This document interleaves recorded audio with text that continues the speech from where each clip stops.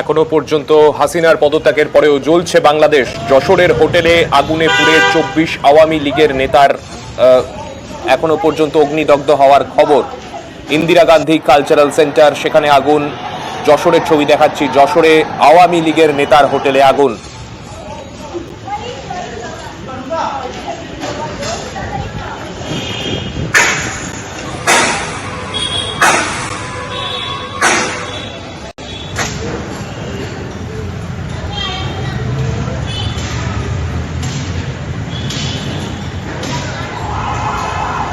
আমরা দেখলাম সংসদ ভবনে বাংলাদেশ প্রসঙ্গে বিবৃতি দিলেন বিদেশমন্ত্রী এস জয়শঙ্কর।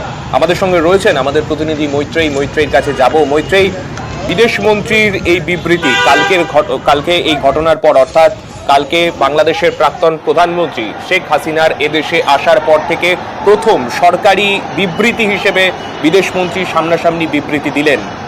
কি বক্তব্য মূলত এক্ষেত্রে তাৎপর্যপূর্ণ?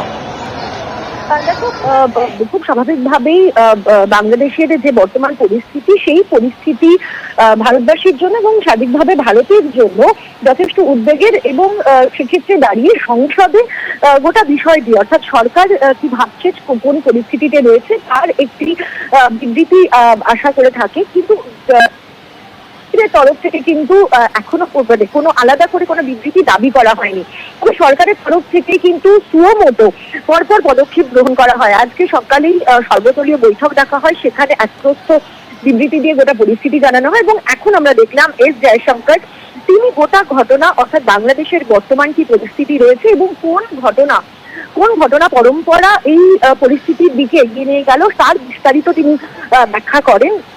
এবং 5ই আগস্ট অর্থাৎ গতকাল যে ঘটনা ঘটেছিল, এবং তিনি এটাও পরিষ্কার করেন যে খুব অল্প সময়ের মধ্যেই তাদের কাছে শেখ হাসিনা তাদের কাছে আসার অনুমতি চান, এবং সেটা শর্ট ওয়াইলের জন্য, অল্প সময়ের জন্য, এবং একই সঙ্গে এয়ার ক্লিয়ারেন্সেরও অনুমতি চাওয়া হয়, এবং তাদের তরফ থেকে সেই অনুমতি দেওয়া হয়। এবং একই সঙ্গে কিন্তু তিনি এটাও জানালেন যে ভারতীয়রা, প্রায় 19,000 ভারতীয় এই মুহূর্তে বাংলাদেশে রয়েছেন, তাদের প্রত্যেকের সঙ্গে যোগাযোগ রেখে চলেছে ভারতীয় হাই কমিশন, এবং বিভিন্ন যারা ডিপ্লোম্যাট রয়েছেন তার সঙ্গে সঙ্গে সেই সমস্ত পড়ুয়ারা যারা বিভিন্ন জায়গায় পড়াশোনা করতে গিয়েছেন, বাংলাদেশের বিভিন্ন শহরে যারা পড়াশোনা করছেন, এমন প্রায় 9,000 পড়ুয়া রয়েছেন। তাদের একটা বড় অংশ গত এই ঝামেলা শুরু হওয়ার পর থেকে তাদের একটা বড় অংশ ফিরে এসেছে। কিন্তু তিনি আশা করছেন যে নতুন যে ওখানকার যে প্রশাসন রয়েছে, তারা যে পড়ুয়ারা রয়েছেন বা যে ভারতীয় নাগরিকরা রয়েছেন তাদের সুরক্ষার যথাযোগ্য ব্যবস্থা করবেন। এক্ষেত্রে একটা বিষয়, আজকে আমরা দেখলাম একটু আগেও সর্বদল বৈঠক যখন হয়েছিল তখনও ভারতেই হাসিনা রয়েছেন সে কথা জানিয়েছিলেন বিদেশমন্ত্রী। বাংলাদেশ পরিস্থিতি নিয়ে সর্বদল বৈঠকে আলোচনাও হয়েছিল এবং দিল্লিতে সেফ হাউসে হাসিনা রয়েছেন সে কথাও সেখানে উঠেছিল। তারপরেও তিনি বলেছিলেন যে হাসিনার সিদ্ধান্তের অপেক্ষায় রয়েছে দিল্লি। এই বিষয়টা নিয়ে মূলত ভারত সরকারের কি অবস্থান হতে চলেছে? দেখো, এখনো পর্যন্ত দুটো প্রেক্ষিত রয়েছে এর সান্নিক। এক, ভারত সরকার মূলত একদিকে তার যে দীর্ঘদিনের পুরনো বন্ধু এবং দীর্ঘদিনের পুরনো বন্ধুত্বপূর্ণ রাষ্ট্র বাংলাদেশ, তার প্রাক্তন প্রধানমন্ত্রী তিনি সহযোগিতা চেয়েছেন এবং তিনি শেল্টার চেয়েছিলেন, তিনি আসতে চেয়েছিলেন দেশে এবং তাকে অনুমতি দেওয়া হয়েছে।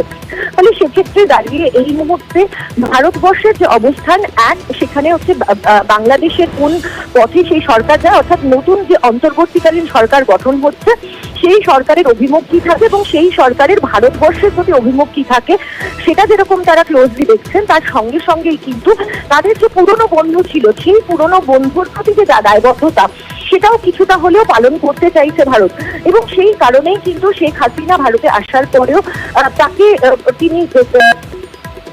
আসার অনুমতি দেওয়া হয়, এবং একই সঙ্গে তাকে এই মুহূর্তে সেফ হাউসে তাকে রাখা হয়েছে। এবং আমরা যেটা জানতে পারছি যে যখন বিভিন্ন সাংসদরা সর্বদল বৈঠকে শেখ হাসিনার ব্যাপারে জানতে চান, তখন এইটুকু অন্ততপক্ষে পরিষ্কার করে দেওয়া হয়েছে যে তিনি ন্যাশনাল সিকিউরিটি অ্যাডভাইজারের টিমের তত্ত্বাবধানে সেফ হাউসে সেফলি রয়েছেন, অর্থাৎ তার সুরক্ষা নিশ্চিত করার ব্যবস্থাও কিন্তু ভারত সরকার করছে।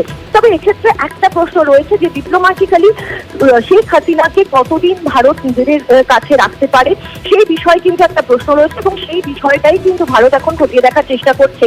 যদিও যেহেতু তাদের দীর্ঘদিনের বন্ধু শেখ হাসিনা এবং বাংলাদেশ সরকার সেই জায়গা থেকে দাঁড়িয়ে দীর্ঘদিনের ডিপ্লোম্যাটিক টাইজ রয়েছে দুই দেশের মধ্যে, সেই জায়গা থেকে দাঁড়িয়ে পুরনো বন্ধুত্ব বলতে যেটা বোঝায়, সেই পুরনো বন্ধুত্বের জায়গা থেকে দাঁড়িয়ে এখনই শেখ হাসিনার ব্যাপারে কোনো পদক্ষেপ ভারত নিতে চাইছেন না। তারা চাইছেন, তাদের যেটা বক্তব্য, যে আগে শেখ হাসিনা নিজে তার পরবর্তী পদক্ষেপের কথা জানাক এবং সেই অনুযায়ী সম্ভবত সেটা আজ বা কালকের মধ্যেই তিনি পরিষ্কার করে দেবেন এবং তারপরেই ভারত নিজের মতো করে বিচার বিবেচনা করবেন এবং ভারতবর্ষ তার মতো পদক্ষেপ নেবে। কিন্তু একটা জিনিস অবশ্যই রয়েছে, যেহেতু তাদের পড়শি দেশেরও ডাইনামিক্স এখন চেঞ্জ হচ্ছে, সেখানে অন্তর্বর্তীকালীন সরকার গঠন হচ্ছে, সেক্ষেত্রে দাঁড়িয়ে তাদের প্রাক্তন প্রধানমন্ত্রী একে কতটা সাপোর্ট দেবে ভারতবর্ষ এবং নেবারিং কান্ট্রি হিসেবে, সেই জায়গাটাও কিন্তু কিছুটা প্রশ্নের মধ্যে রয়েছে।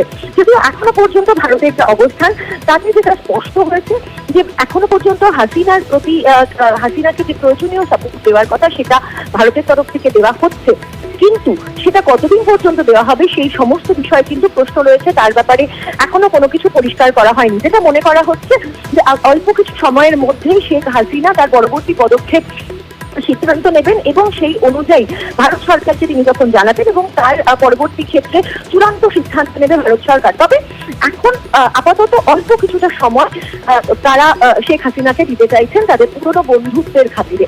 অর্থাৎ মৈত্রী, এক্ষেত্রে ভারত সরকারের অবস্থান কিছুটা হলেও নিরপেক্ষ একটা অবস্থান, সেই রকমই একটা জায়গা আপাতত মনে করা হচ্ছে। এবং আমরা আজকে দেখলাম, আজকে যখন সর্বদল বৈঠকও হয়েছে, সেক্ষেত্রেও ধীরে চলো নীতির ওপরই বেশি করে ফোকাস করা হয়েছে আজকে কেন্দ্রীয় সরকারের তরফে। সেই কথাই তখনও পর্যন্ত বলেছিলেন এস জয়শঙ্কর। এবং আমরা যে ছবি আজকে দেখতে পেলাম, সংসদেও বিবৃতি দিলেন বিদেশমন্ত্রী এস জয়শঙ্কর, তাতেও যে ভারত সরকার আপাতত গোটা বিষয়ের ওপর নজর রাখছে, গোটা বিষয়ের ওপর একটা নজরদারি রেখেছে, সেই বিষয়টাও কিন্তু তিনি স্পষ্ট করলেন। এবং ভারতে আসার অনুমতি দেয়া হয়েছিল, ঠিক কি সেই সময়ে কি হয়েছিল সেই বিষয়টাও স্পষ্ট করলেন বিদেশমন্ত্রী এস জয়শঙ্কর। কিন্তু এরপরে কি হবে? এরপরে শেখ হাসিনা তিনি কোথায় যাবেন? তিনি ভারতেই থাকবেন নাকি অন্য কোনো দেশে তিনি রাজনৈতিক আশ্রয় নিয়ে যাবেন? এই সমস্ত বিষয় কিন্তু একটা ধোঁয়াশা থেকেই যাচ্ছে। কেননা এরপরে তার ভবিষ্যৎ কি হতে চলেছে, তার রাজনৈতিক, যদিও তার পরিবারের তরফে জানানো হচ্ছে তিনি রাজনীতির দিকে আর ফিরবেন না,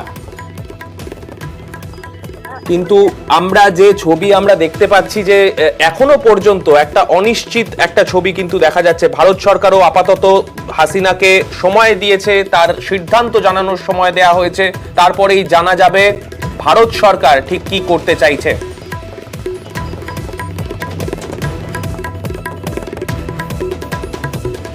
India-Bangladesh relations have been exceptionally close. Since the election in January 2024, there has been considerable tension, deep divides, and growing polarization in Bangladesh politics. This underlying foundation aggravated a student agitation that started in June this year. We repeatedly counseled restraint and urged that the situation be diffused through dialogue. Similar urgings were made to various political forces with whom we were in touch. Despite a Supreme Court judgment on 21 July, there was no let-up in the public agitation. On 4th August, events took a very serious turn. Attacks on the police, including police stations and government installations, intensified. What was particularly worrying was that minorities, their businesses and temples.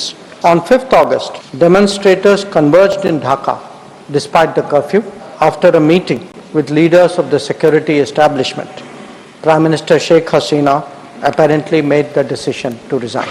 At very short notice, she requested approval to come for the moment to India. She arrived yesterday evening in Delhi.